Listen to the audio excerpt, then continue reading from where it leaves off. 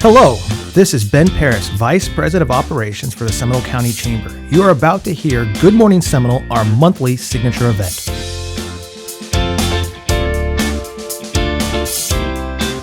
To get us started with our program, I'm going to welcome our moderator today. We have Sarah Holman, Executive Director of Care Communities and Market Strategy for the Central Florida Division of AdventHealth, and she's going to get this program going. Welcome, Sarah.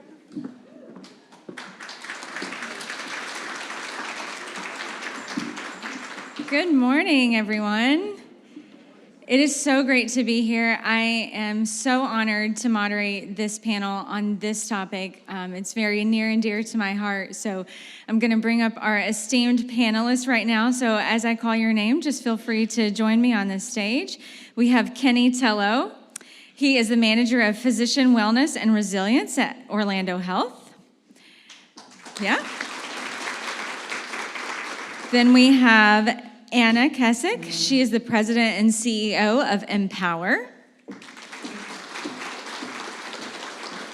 We have Marni Stahlman, President and CEO of the Mental Health Association of Central Florida. And then last but certainly not least, we have Sheriff Dennis Lemma, of course, the Seminole County Sheriff's Office.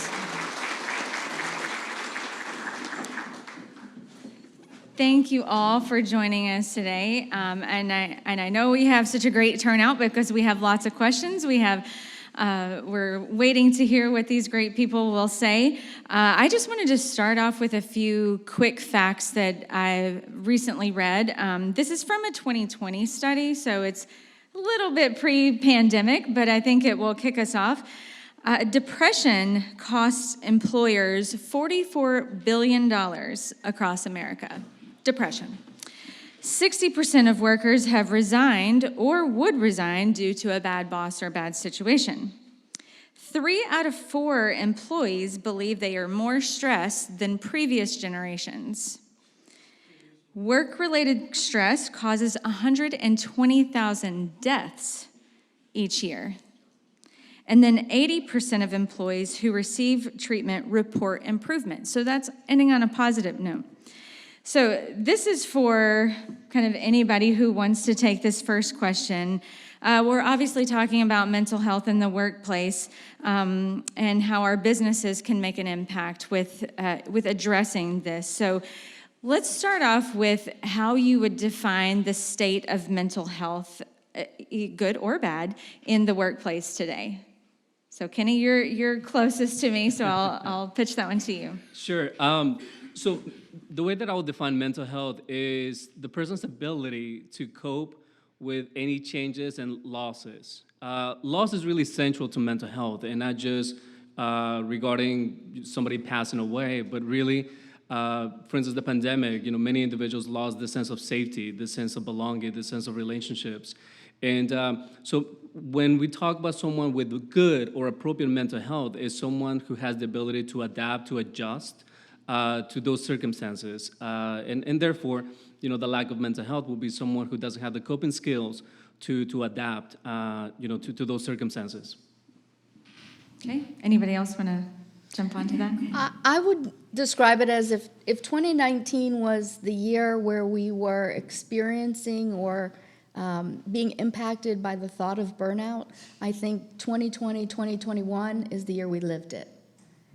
Absolutely. And I think that due to the stresses that we all have been under that normally impact our day, and then on top of that, the impact of COVID and how we've been managing that, I think that we have unnaturally all been living in a state of fight or flight that's generally only supposed to last for short periods of time to get us through emergencies or deal with anxieties.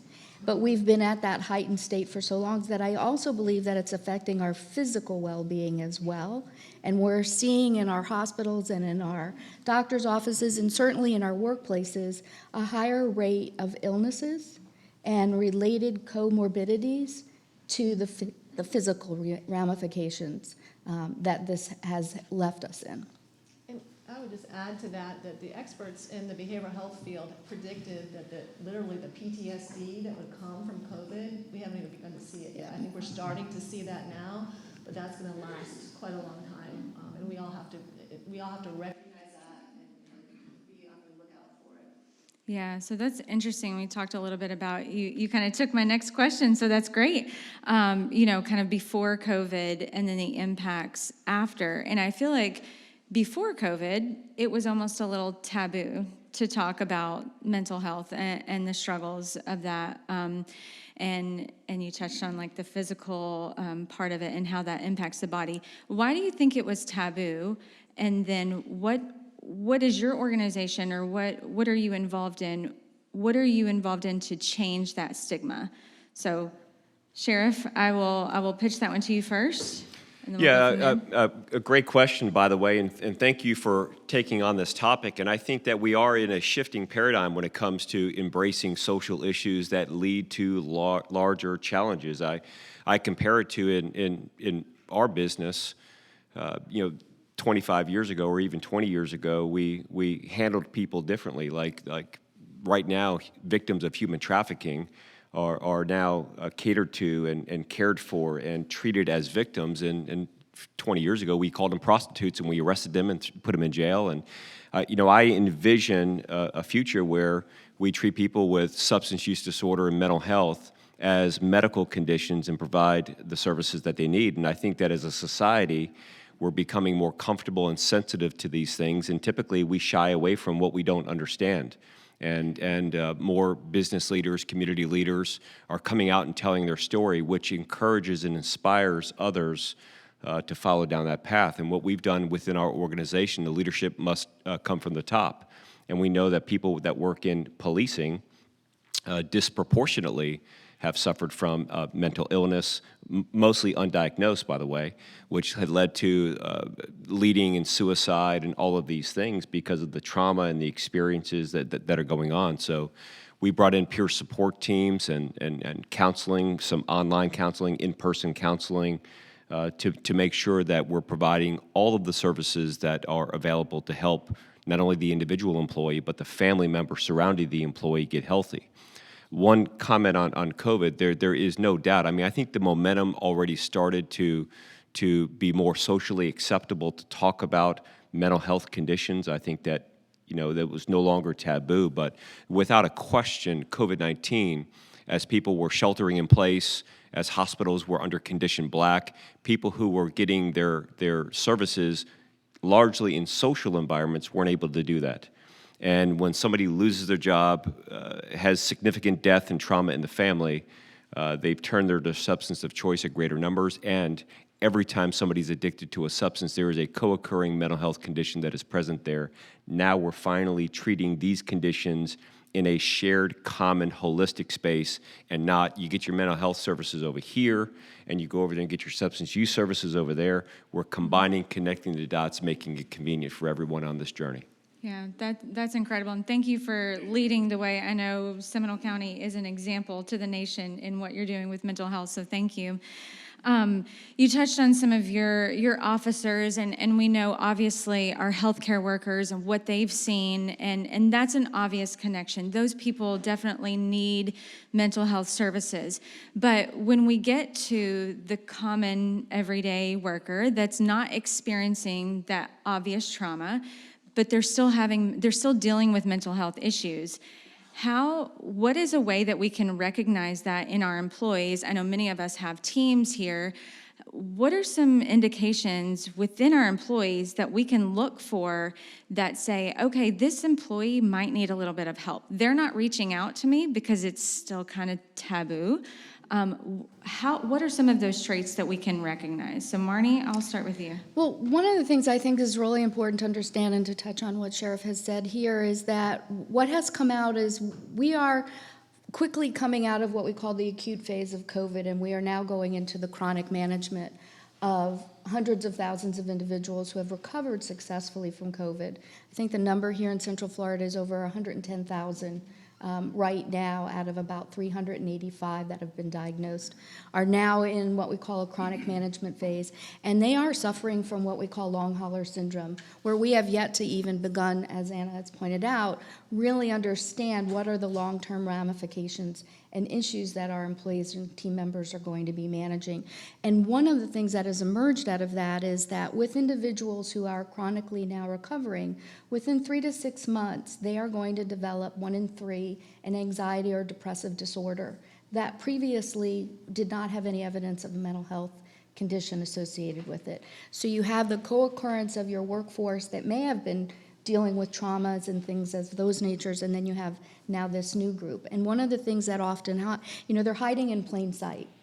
And I think one of the things that we have to experience and understand is, what do we recognize in ourselves as our triggers, as our issues, and the things that we want people to see face forward from us, and have that be a mirror for your team.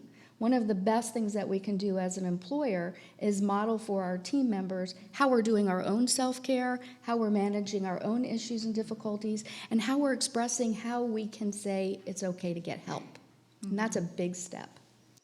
Absolutely. We have to, like you said, model the behavior and, have that open door for people. So why do you think companies have not invested in these? Some have done a great job, but why do you think that some companies are kind of lagging behind? I'll go with you, Miss Anna. Sure. I think there's a lot of reasons. Most of what my peers have already said is behavioral health was over there. It wasn't a broken arm with a cast on it that you could take FMLA and you're back and your arm's healed. I think that's a big piece of it, and we are so driven as a society, like that immediate. You got to get the sale. You got to do what you need to do. That I don't think many of us take enough time to slow down and really look at the person behind it. I'm going to quote one of my staff who's in the audience. She's taught me this: is we got to have some grace. Marcy Durth back there. But as you're seeing people struggle, like my peers said, step back, because we're all, myself included, we're all struggling, and have some grace of why people perhaps are reacting the way they're doing, and take the time and talk to them and try to figure it out. My old mentor used to say there's 2 sides to every story and the truth's in the middle. I think that's even more important now, is to understand. And I also think the other piece of it, this is my little soapbox, our insurance, mental health is still not parity. And you can go and get cancer treatments, like radiation, and you can have it covered for as long as you need it. But God forbid you or one of your loved ones needs substance use treatment. You get 3 weeks at the best, and you're supposed to be cured. I mean, it doesn't, so I think there's a piece of that with the way our own insurances are built, it hasn't been accepted that way either, and hopefully that will start to change. I 100% agree. Sign me up for that task team. I know we were talking at our table, and one of our colleagues mentioned giving grace and how he had made the effort to really empathize with other people. So I think that's, at the core of it, having that empathy. You mentioned the insurance component, so I want to get into, sometimes businesses just need the facts. They're businesses and they have a business to run. So how does, and Kenny, I'll pitch this one to you, because since you said you're in charge of the mental health of all of Orlando Health, I can't imagine, that's a huge job. So how does mental health issues really affect the bottom line?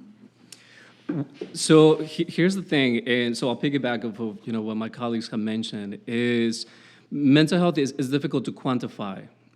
Because you can quantify productivity, you can quantify absenteeism, and so many times we can correlate the two. Individuals that suffer from mental health issues will likely be more absent, their productivity will suffer, and so the bottom line, of course, will impact that specifically, and because what the literature says specifically now that is coming out of COVID is those employees who feel empowered, psychologically speaking, not so much financially speaking, but psychologically speaking, will likely have more engagement, more satisfaction, will be more innovative, they will have more loyalty to the organization. So to an extent, that empowerment begins with the leader. to Anna's point earlier, and even Marni's, is, oftentimes when we talk about mental health of employees, we think of others. And, somebody in our table, I forgot your name. What is it? Rebecca mentioned is really starting a statistic of how many of you all, I think you mentioned 83%, mentioned that you all are experiencing burnout. And and this is really part of why this topic is so important, is because the more that we recognize it in ourselves, the more that we can then begin to understand the value of mental health, and then be able to establish programs so that then we can impact the bottom line. Because although, like I mentioned at the beginning, it can be difficult to quantify those services, the return on investment is huge.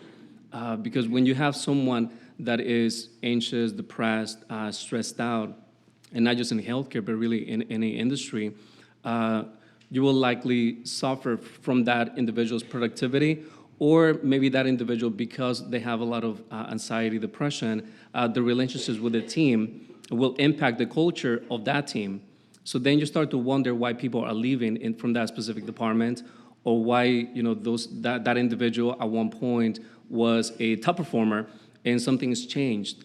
And so as a leader, if you don't recognize that, and you don't really have that sort of openness and vulnerability, a vulnerable type of conversation with the individual, the conversations will move more towards what they need to do versus what's happening in their lives. And that is the key question, so that if we want to really impact the bottom line, the line of questionings that we have to use as leaders cannot be what's wrong with you, or this is where you are, so I'm going to put you in a performance improvement plan, or this is what I expect from you. It's more about, let's forget about the business, let's forget about the bottom line for just 10 minutes, and I just want to know, how are you doing? What's happening? How can I help you? How can I support you? I'm here for you. Is there anything that I'm missing?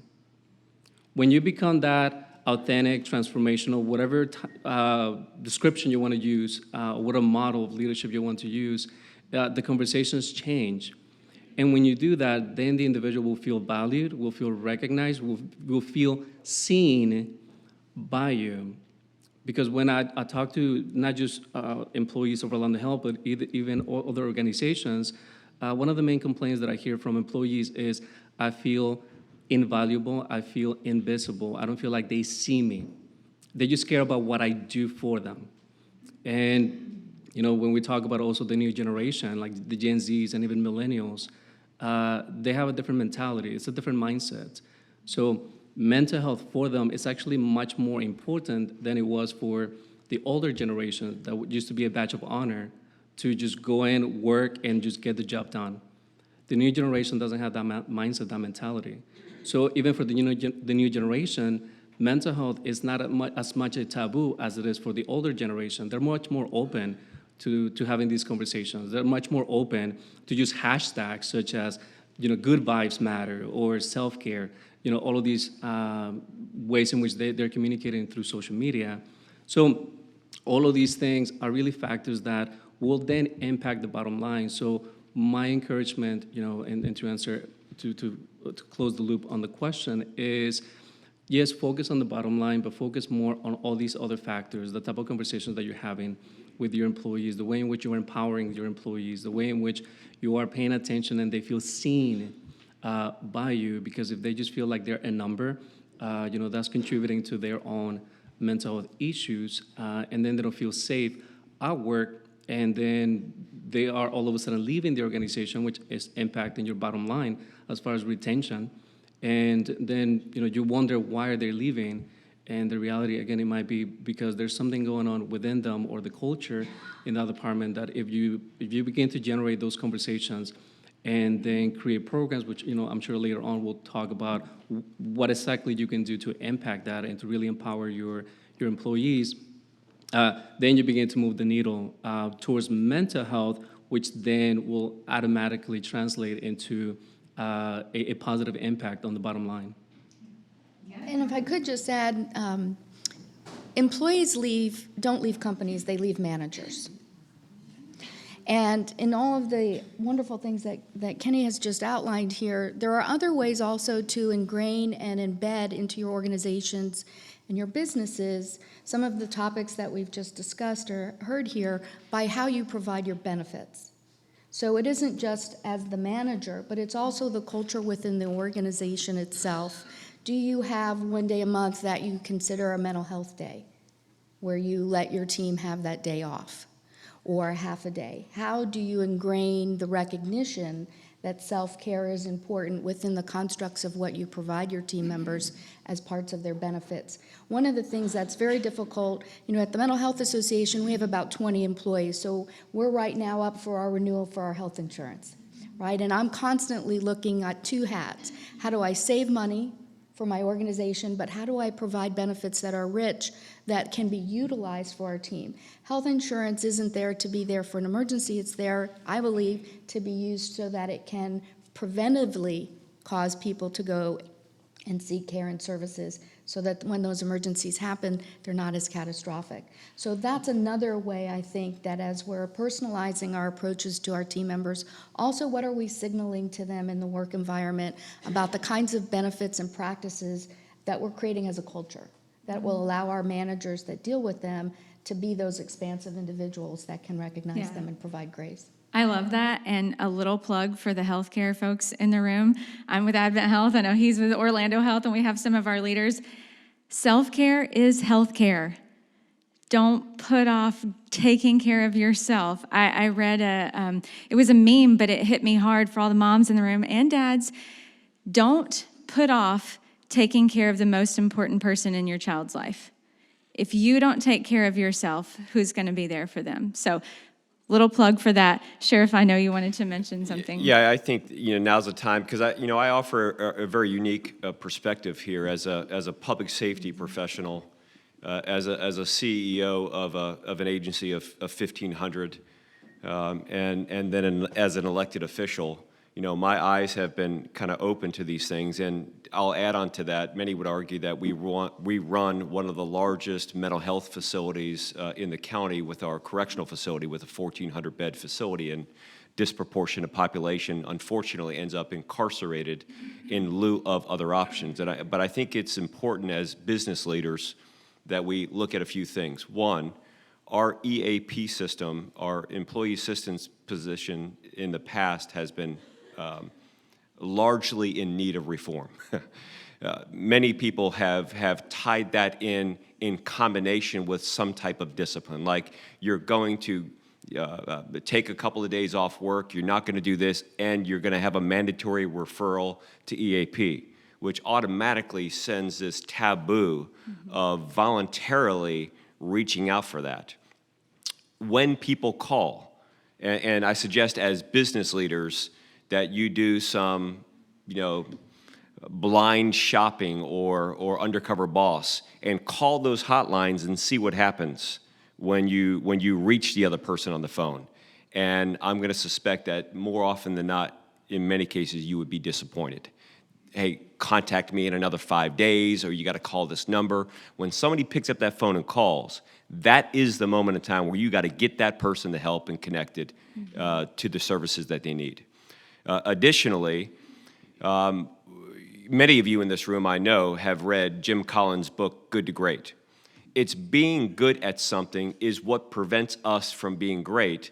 And the first thing that we have to do is admit that we have to do much better.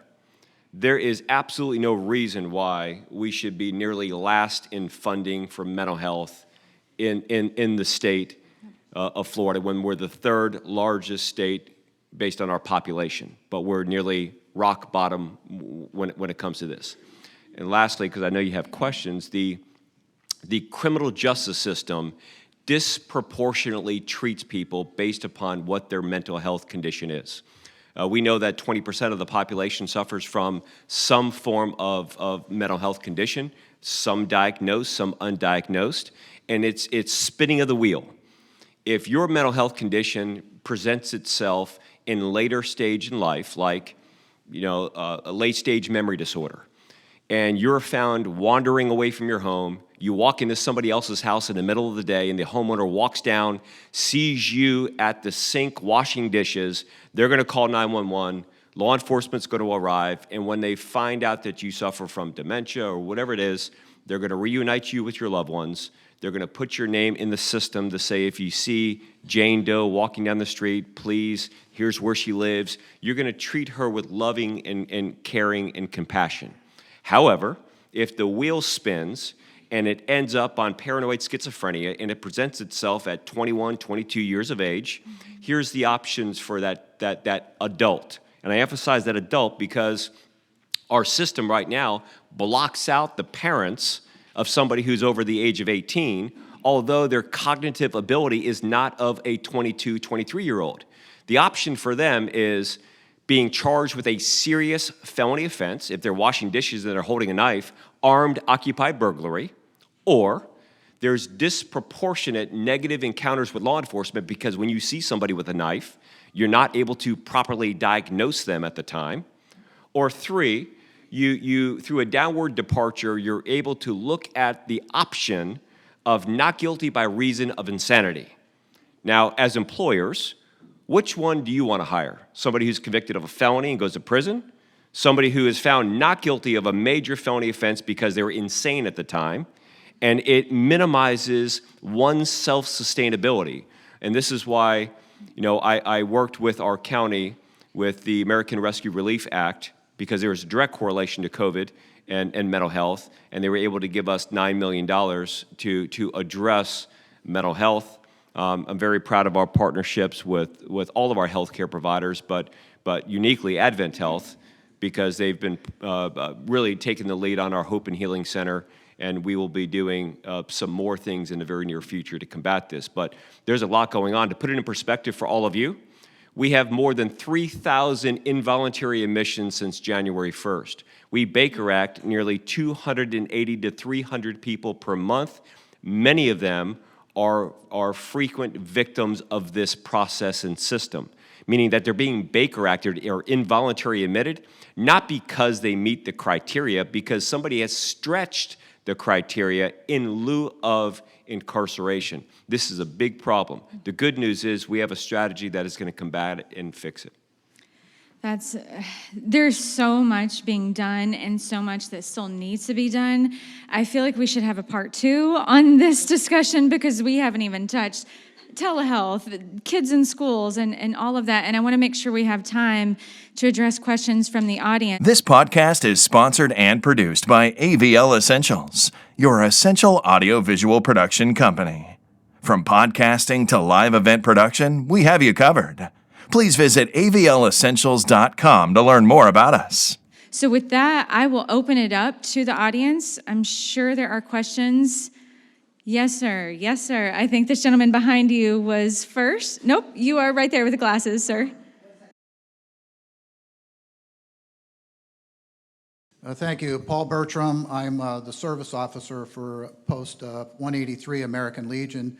Thanks so much for having this topic and all of what you represent. With the veterans at a current suicide rate of between 22 and 24 per day, or another statistic is 1 every 65 minutes. I personally am encountering many of these people who just don't know where to go, and they're not really interested anymore in the VA because the VA is really not providing what they need. So thanks so much for being here and sharing all of this with us. Thank you. Thank you for your service as well. Question's mostly for Sheriff Lemma. Can you touch on the education that you've got to give your law enforcement officers? Because you see both sides of it. The mental health impact of your employees, but these employees are also out in the field dealing with the mental health issues of the entire community. Yeah, a great question. And I think it's embracing a concept of perpetual learning, because as soon as we think we figured it out, we change it. In the last 10 years, I know that it was ADHD and all of these other terms, and then it was changed to you're on the spectrum, you're on the autism spectrum. And I think it's, as these professionals work and find new data, it is incredibly important that our public safety professionals or any person who comes in contact with this at-risk population receives the most credible service. And I tell you, I was inspired largely because of my embarrassment. You know, I would attend annual NAMI walk, and I think that in my 5th year, giving the exact same speech that I gave every single year, and I noticed that everyone else that I shared the stage with was giving the exact same speech that they gave every year for the past 5 years, I realized that we're not doing enough. We're saying whatever's going to get us through the next year, but really nothing is really changing. So I think that by digging in and providing hope for people, regardless of their level of health care coverage. It was already mentioned by our panelists here that it is incredibly difficult to navigate the insurance obstacles to get people to cover these conditions. And family members, and I think we got to remember that behind every person who's on this journey, there are 3, 4, 5 family members who are crying themselves to sleep at night, wondering, what do we do? How do we navigate this? We want to make that easier for them. But we have CIT training, which just kind of is the tip of the iceberg when it comes to handling this. But we employ licensed clinical social workers. We've got psychologists on staff at the sheriff's office, and we run an entire medical department within our correctional facility as well. Yeah, Christina Renteria, certified public accountant. A question for all of you regarding the budget for mental health. To me, it seems like mental health belongs with the health department, and but apparently it's falling into the police department. So I just wanted to see your thoughts on where you think the budget should be for mental health. Let me just maybe correct a myth about your local health departments. They actually are public health officers and a public health agency, but they very often do not actually provide direct care. They subcontract that out to organizations like IMPOWER and others. So don't beat up on your health department because they may not, it's not their fault, they have budget problems as well.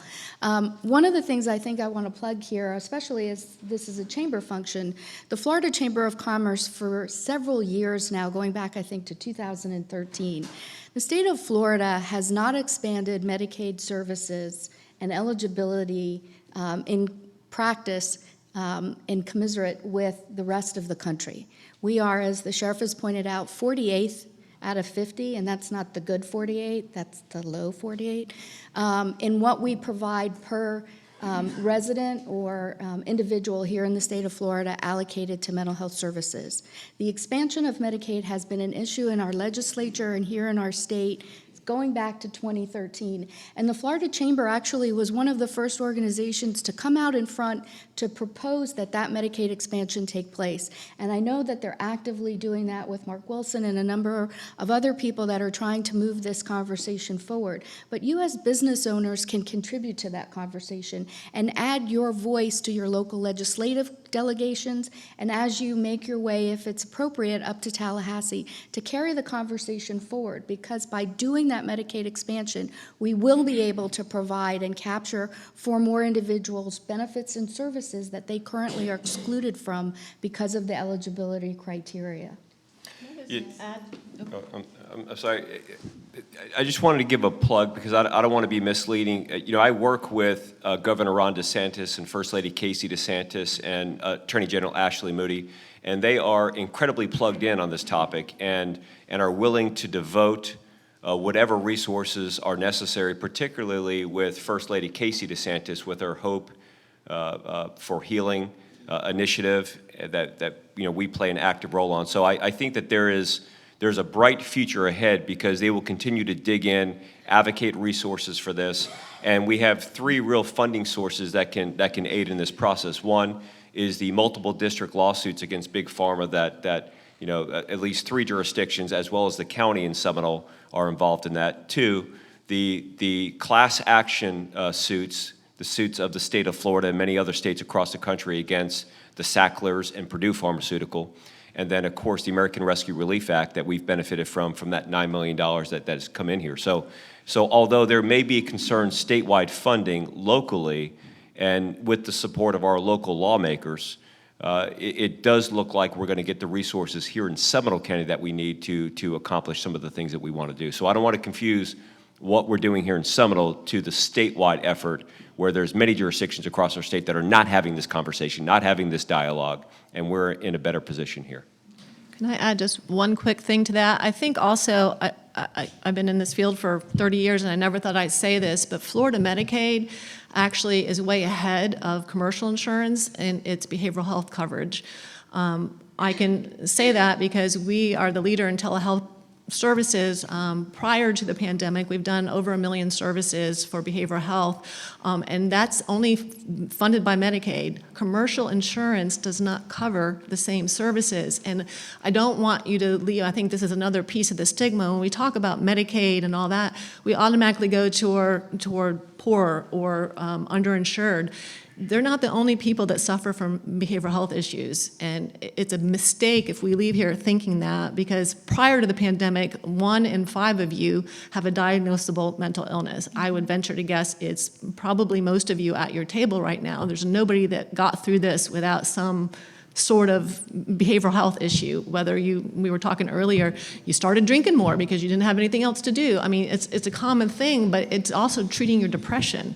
So don't look at this as just it's a poor person's or uninsured person. It's everybody's issue, and we've got to fight for the commercial insurance to cover it equally.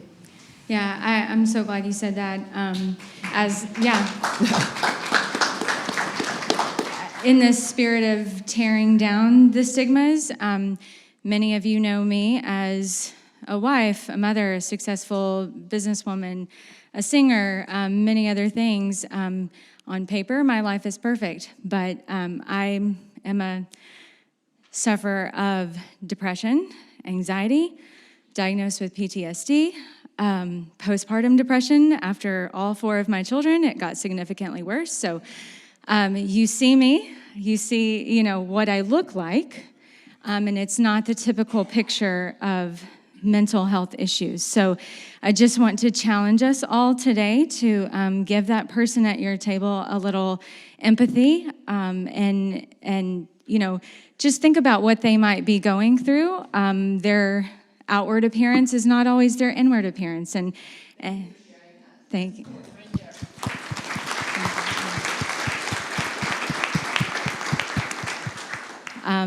But again, I want to challenge us as business owners and executives to look at what we can do within our own businesses. What can we influence in our communities, in our circles, in our legislators? Contact your legislators and see how you can make a difference. So again, thank you so much to you guys for volunteering your time to speak about this panel. I'm not joking about a part 2. I feel like we need it. But thank you all today, and I will turn it back over.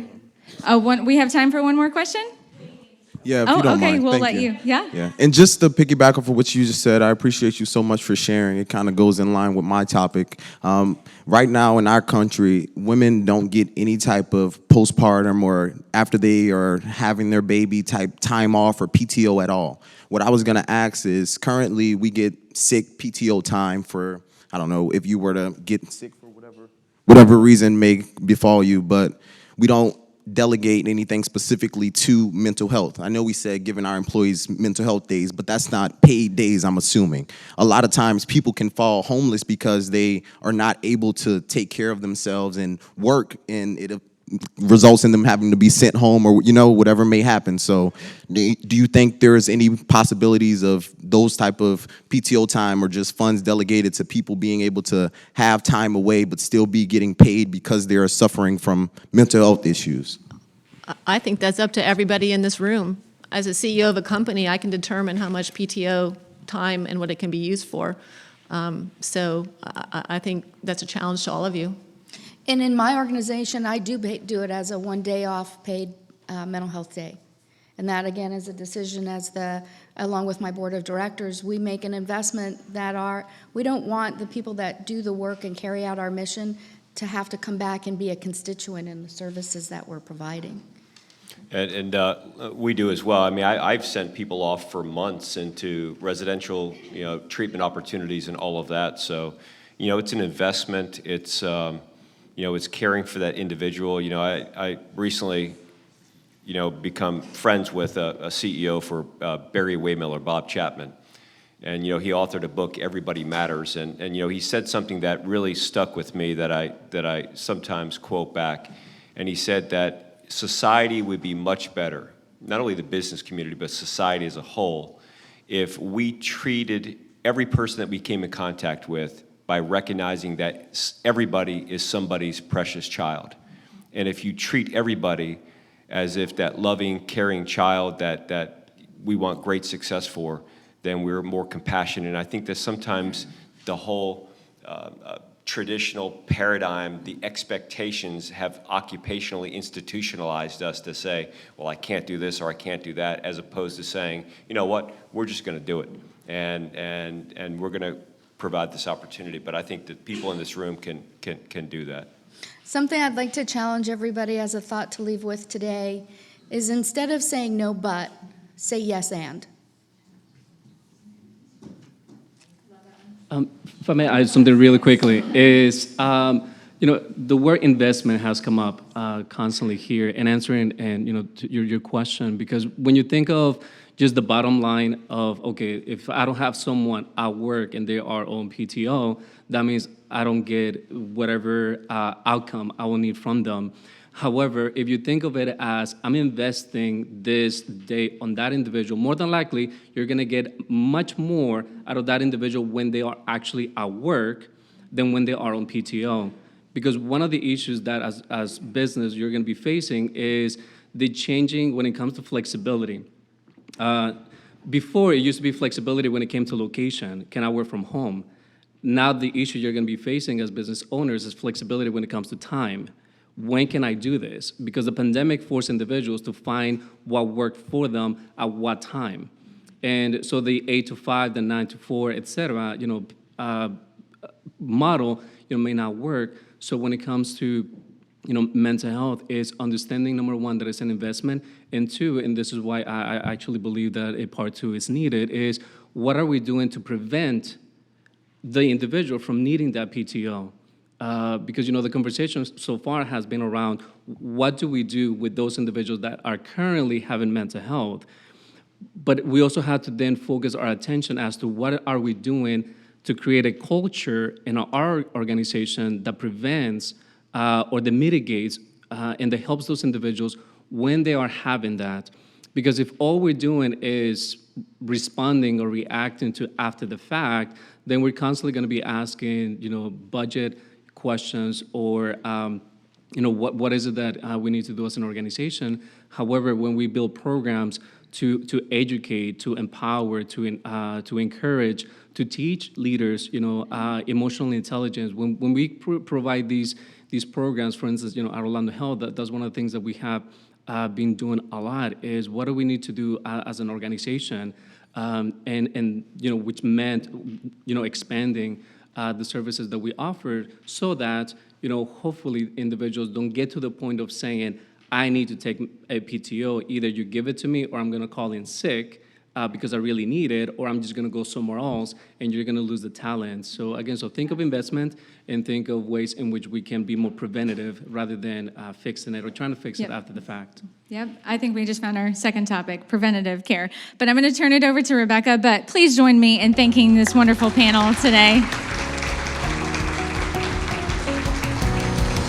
Thanks for listening. To learn more about the Seminole County Chamber, please visit seminolebusiness.org or check us out on all social media at the Seminole Chamber.